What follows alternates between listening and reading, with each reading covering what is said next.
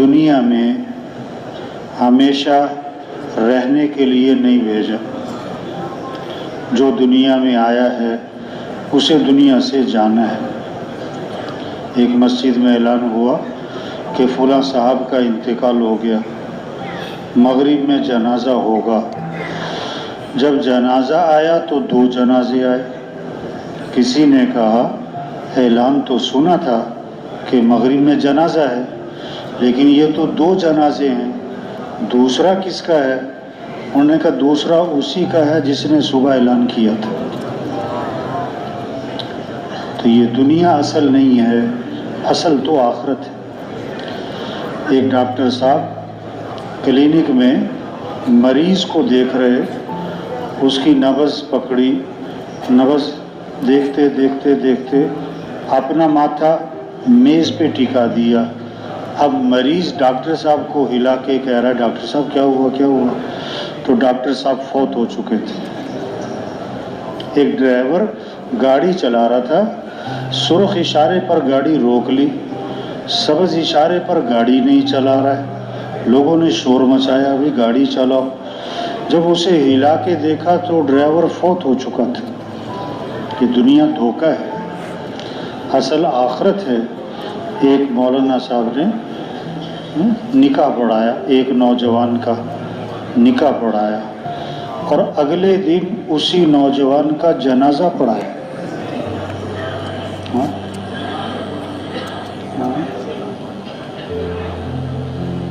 تو یہ نہیں کہ بوڑھے ہو کے مرنا ہے، جوان بھی مرتے ہیں. یہ نہیں کہ بیمار ہو کے مرنا ہے، تندرست بھی مرتے ہیں. یہ نہیں کہ کاموں سے فارغ ہو کر مرنا ہے، انتہائی مصروف لوگ مر جاتے ہیں. اصل آخرت ہے، ہمیشہ کی زندگی، کبھی ختم نہ ہونے والی، کبھی ختم نہ ہونے والی. لقمان حکیم نے اپنے بیٹے کو نصیحتیں کی، ایسی نصیحتیں بڑی زوردار. اللہ پاک نے ان کی بعض نصیحتیں قرآن میں بھی نقل کی. تو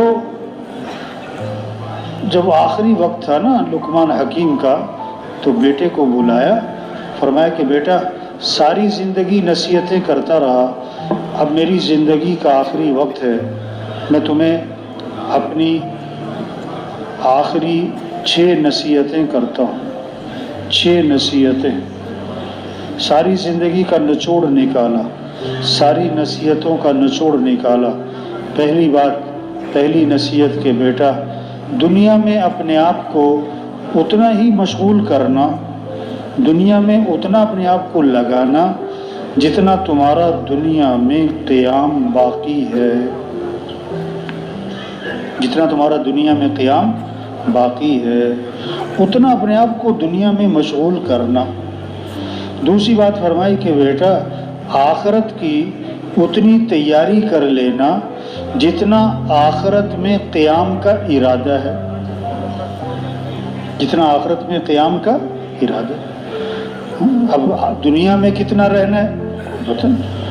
اگر 100 آدمی بیٹھے ہوئے ہیں، آپ ایک سوال کرو تمہاری کتنی عمر ہو گئی، تو 100 جواب آئیں گے. 10 سال، 20 سال، 25 سال، 35 سال، 45 سال، 55 سال، 75 سال، 85 سال. دوسرا سوال کرو آپ کی کتنی عمر باقی ہے، تو ایک ہی جواب آئے گا کہ جی 1 منٹ کا پتہ نہیں. تو دنیا کا تو کوئی پتہ نہیں، اس لیے زیادہ لمبے چوڑے چکر میں نہ پڑنا. اور آخرت میں کتنا رہنا ہے کہ جی وہاں تو ہمیشہ رہنا ہے. تو جب ہمیشہ رہنا ہے تو اس کے اعتبار سے آخرت کی تیاری کر لینا بھائی. تیسری بات فرمائی کہ بیٹا جب تک تمہیں جہنم سے خلاصی کا یقین نہ ہو جائے، جہنم سے خلاصی کی کوشش میں لگے رہنا. زور لگانا کہ میں جہنم سے مرنے کے بعد یا جنت ہے یا جہنم ہے، تیسری چیز تو ہے کوئی نہیں. فریق فی الجنت و فریق فی السعیر، ایک گروہ جنت میں ایک گروہ جہنم میں. کامیاب کون ہے؟ فمن زحزح عن النار وادخل الجنت فقد فاز. جو جہنم سے بچا لیا گیا اور جنت میں داخل کر دیا گیا وہ کامیاب ہو گیا. جہنم سے بچ جانا یہ ہے کامیابی. تو بیٹا جب تک تمہیں جہنم سے خلاصی کا یقین نہ ہو جائے نا، اس وقت تک جہنم سے خلاصی کی کوشش میں لگے رہنا، زور لگانا میں جہنم سے بچ جاؤں، میں جہنم سے بچ جاؤں۔ ہاں، کوئی ایسا عمل نہ کرنا جو جہنم کی طرف لے کے جا۔ ہاں، چوتھی نصیحت فرمائی کہ بیٹا جتنا تم اللہ کے محتاج ہو، جتنا تم اللہ کے محتاج ہو، ہم محتاج ہیں نا، ہم تو بہت زیادہ محتاج ہیں، کھانے کے محتاج، پانی کے محتاج، ہوا کے محتاج، کپڑوں کے محتاج، ہم تو نمک کے محتاج، ہم تو کیا ہے تسمے کے محتاج، ہم تو سوئی کے محتاج، ہم تو دھاگے کے محتاج۔ انسان تو احتیاج کے مجموعے کا نام انسان، محتاج ہی محتاج۔ تو سب سے زیادہ ہم محتاج کس کے ہیں؟ اللہ کے۔ بولنے میں کس کے محتاج؟ اللہ کے۔ سننے میں کس کے محتاج؟ اللہ کے۔ کھانے میں، پینے میں، چبانے میں، نگلنے میں، اٹھنے میں، بیٹھنے میں، سانس لینے میں، دل کے دھڑکنے میں، ہر آن، ہر گھڑی، ہر حال، ہر وقت ہم کس کے محتاج؟ اللہ کے۔ ایک منٹ میں ایک مرتبہ نہیں، بلکہ ایک لمحے میں ہم کروڑ مرتبہ اللہ کے محتاج ہیں۔ تو بیٹا جتنا تم اللہ کے محتاج ہو نا، اتنی اللہ کی عبادت کر لینا، اتنا اللہ کو راضی کر لینا، جتنا تم اللہ کے محتاج ہو۔ ہم تو ہیں ہی محتاج، ہم تو ہیں ہی محتاج، تو اتنا اللہ کو راضی کرنا جتنا تم اللہ کے محتاج ہو، جتنا تم اللہ کے محتاج ہو۔ پانچویں نصیحت فرمائی، بیٹا جب کوئی گناہ کرنا چاہو تو آدمی کی عادت ہے، جب آدمی نے غلط کام کرنا ہو نا تو آدمی دائیں بائیں دیکھتا ہے، کوئی دیکھ تو نہیں رہا، چھپ کے کرتا ہے نا۔ تو جب تم کوئی گناہ کرنا چاہو تو کوئی ایسی جگہ تلاش کر لینا جہاں اللہ اور اس کے فرشتے تمہیں نہ دیکھ رہے ہوں، کوئی ایسی جگہ تلاش کر لینا۔ ہاں، استاد نے شاگردوں کو ایک ایک چوزہ دیا، ایک ایک چھری دی کہ وہاں ذبح کر کے لاؤ جہاں کوئی نہ دیکھ رہا ہو۔ کوئی 2 منٹ بعد ذبح کر لایا، کوئی 3 منٹ، کوئی 4 منٹ، کوئی 10 منٹ، کوئی ایک بچہ دیر سے آیا، ذبح بھی کر کے نہ لایا۔ استاد نے کہا تم آئے بھی دیر سے ہو اور ذبح بھی نہیں کر کے لائے، یہ کیا کیا؟ انہوں نے کہا جی آپ نے شرط لگائی وہاں ذبح کر کے لاؤ جہاں کوئی نہ دیکھ رہا ہو۔ میں جگہ جگہ گیا، لیکن جہاں جاؤں اللہ دیکھ رہا ہے، جہاں جاؤں اللہ دیکھ رہا ہے، جہاں جاؤں اللہ دیکھ رہا ہے، تو اس لیے میں کیسے ذبح کر کے لاتا؟ استاد نے کہا یہ سارے بچے فیل ہو گئے، تم پاس ہو گئے۔ جب گناہ کرنا چاہو تو کوئی ایسی جگہ تلاش کر لینا جہاں اللہ اور اس کے فرشتے تمہیں نہ دیکھ رہے۔ چھٹی نصیحت فرمائی کہ بیٹا اگر گناہ کرنا ہی ہے نا تو کر لینا، لیکن کتنے گناہ کرنا جتنا تم جہنم کی آگ برداشت کرنے کا حوصلہ رکھتے ہو۔ گناہ کا نتیجہ جہنم، گناہ کا نتیجہ عذاب۔ آپ صلی اللہ علیہ وسلم فجر کی نماز پڑھاتے تھے اور صحابہ کی طرف رخ کر کے فرماتے کہ کسی نے کوئی خواب دیکھا ہے تو سناؤ۔ ایک دن آپ نے فرمایا کہ میں نے خواب دیکھا، اور آپ کا خواب وہی، نبی کا خواب وہی، کہ خواب میں آپ کو جہنم دکھلائی گئی اور جہنم کے عذاب دکھائے گئے اور ان کی وجوہات بتائی گئی۔ تو ایک آدمی دیکھا جہنم میں، اس کو سیدھا لٹایا ہوا تھا اور سراہنے ایک آدمی تھا، اس کے ہاتھ میں پتھر تھا، وہ پتھر اٹھا کے اس کے سر پہ مارتا تھا، سر کچلا جاتا تھا، پتھر لڑک جاتا تھا، وہ پتھر لے کر آتا تو سر صحیح سلامت ہو چکا ہوتا، پھر وہ پتھر مارتا اور کچلا جاتا، یہی عمل دہرایا جا رہا۔ پوچھا بھی یہ کون ہے؟ جواب ملا یہ وہ آدمی ہے جس نے قرآن یاد کیا تھا پھر بھلا دیا تھا، اور فرض نماز کو چھوڑ کر پڑھا سوتا رہتا تھا، فرض نماز کو چھوڑ کر پڑھا سوتا رہتا، اس کی سزا مل رہی ہے۔ آگے گئے تو ایک آدمی کو اوندھا لیٹایا ہوا ہے، اوندھا اوندھا الٹا سرانے ایک آدمی ہے، اس کے ہاتھ میں لوہے کی سلاخ ہے اور وہ لوہے کی سلاخ اس کی آنکھ میں ڈالتا ہے، توبہ توبہ توبہ توبہ، اور کھینچ کر اس کو پیچھے گدی تک لے آتا ہے، پھر اس کے ناک کے نتنے میں ڈالتا ہے اور کھینچ کر اوپر تک لاتا ہے، اور پھر اس کے منہ میں ڈالتا ہے اور کھینچ کر اوپر تک لاتا ہے، پھر دوسری جانب یہی عمل دہراتا ہے تو پہلی جانب ٹھیک ہو جاتی ہے۔ بھئی یہ کون ہے؟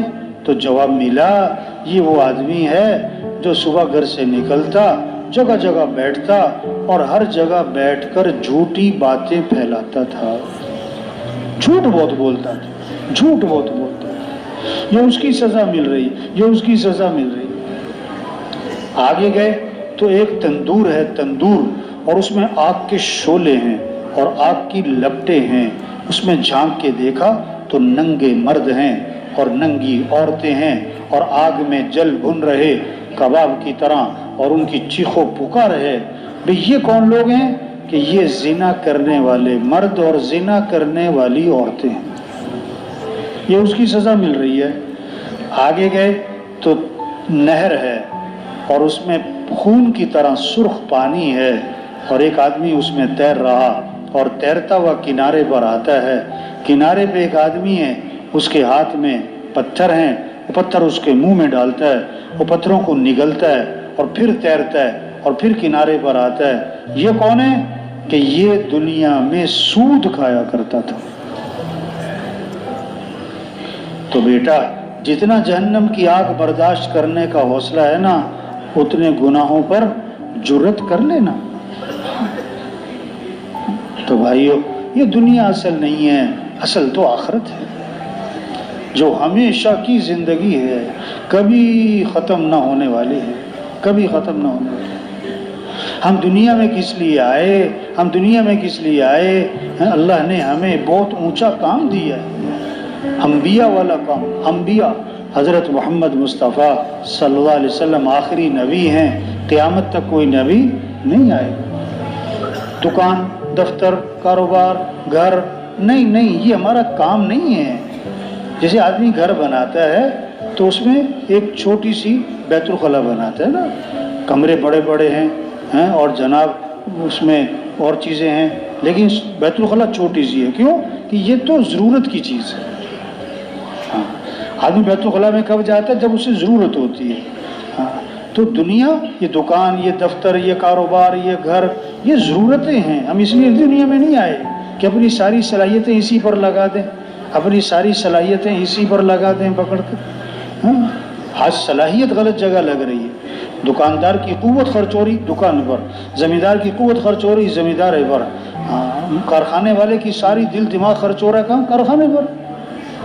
ارے بھائی یہ تو ضرورت کی چیز ہے، اور رزق تو مقدر کا ہے۔ یہ تھوڑا کہ بھی جو زیادہ کمائے گا وہ زیادہ کھائے گا۔ عام طور پر جو زیادہ کماتے ہیں ان کی خوراک کیا ہوتی ہے؟ کم۔ جو تھوڑا کماتے ہیں ان کی خوراک کیا ہوتی ہے؟ زیادہ۔ عام طور پر تو ایسے ہی ہے۔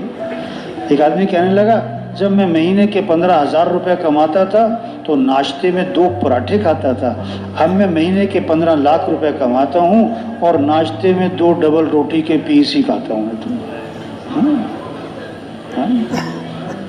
تو ہم دنیا میں کس لیے آئے؟ اللہ نے انبیاء والا کام دیا ہے ہمیں، پورا دین زندہ ہو، پوری دنیا میں زندہ ہو، ساری دنیا کے انسانوں کو ہدایت ملے، ساری دنیا کے انسانوں کو کیا ملے؟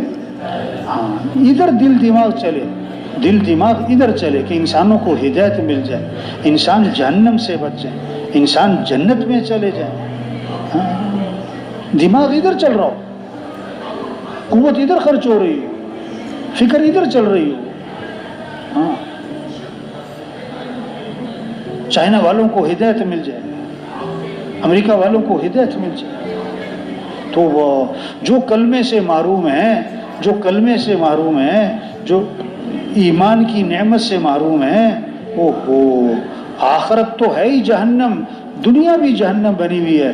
دنیا میں کیا کرتے ہیں؟ کتے کھاتے ہیں، کتے کھاتے ہیں جو کلمے سے محروم ہیں، سور کھاتے ہیں، توبہ توبہ توبہ، چوہے کھاتے ہیں، چمگادڑیں کھاتے ہیں، توبہ توبہ توبہ توبہ، ہاں، جو کلمے کی نعمت سے محروم ہے۔ کتنی بڑی اللہ نے ہمیں نعمت دی، ایمان کی نعمت، اسلام کی نعمت۔ اس ایمان اسلام کو دنیا میں پھیلانا۔ 7 ارب کی آبادی ہے، 7 ارب کی آبادی ہے، اس میں سے مسلمان 1 ارب 1.5 ارب 2 ارب، باقی جو ہیں 5 ساڑھے 5 ارب وہ تو کفر پہ زندگی گزار رہے۔ ہماری ذمہ داری، ہماری زندگی کا مقصد ہماری کیا ہے کہ سارے مسلمان پورے اسلام پر آئیں، غیروں کے لیے اسلام کا دروازہ کھلے۔ یدخلون فی دین اللہ افواجا، کہ فوج در فوج وہ اسلام میں داخل ہوں، قوموں کی قومیں اسلام میں آئیں اور ملکوں کے ملک اسلام میں آئیں اور جہنم سے بچ جائیں اور جنت میں چلے جائیں۔ یہ ہے ہماری ذمہ داری۔ تو سب نیت کرو بھائی، پوری دنیا میں پورے دین کو زندہ کرنا ہے انشاءاللہ۔ یہ نہیں کہ چلا، نہیں، کام ہی یہ ہے، ہماری ذمہ داری یہ ہے، ہماری زندگی کا مقصد ہی یہ ہے، ہماری صلاحیتیں اسی پر لگیں گی، اللہ کا دین دنیا میں چمک جائے۔ کیوں؟ دین چمکے گا تو مسلمان چمکے گا، اسلام چمکے گا تو مسلمان چمکے گا۔